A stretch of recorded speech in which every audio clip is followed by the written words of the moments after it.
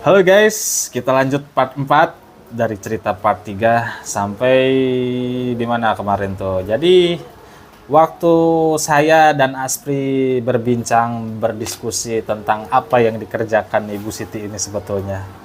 Sampailah pada kesimpulan apa mungkin Bu Siti ini melakukan pesugihan pada Nyi Roro Kidul gitu.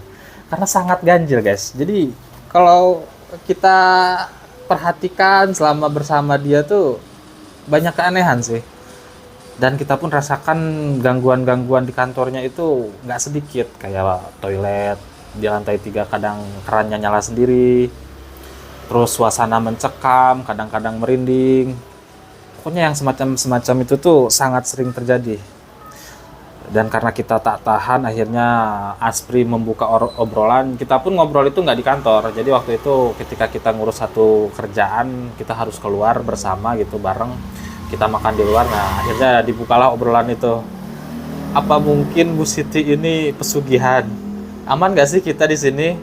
Apa jangan-jangan nanti kita jadi tumbal? Itu pertanyaan-pertanyaan itu akhirnya muncul. Sampai akhirnya saya pun tersadar, saya pikir-pikir, iya ya, istilahnya butuh nggak butuh juga sih, memang butuh, tapi kan masih ada peluang lain.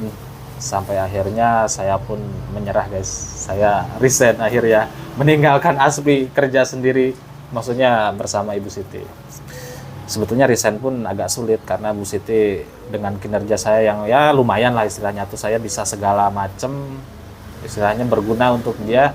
Dia pun agak keberatan, dia menawarkan banyak, bukan banyak sih, beberapa kelebihan. Kalau misal kamu bertahan di sini, saya tingkatkan gajinya, semacam itulah.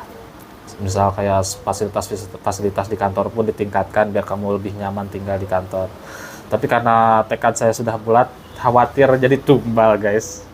Akhirnya saya tetap putuskan resign.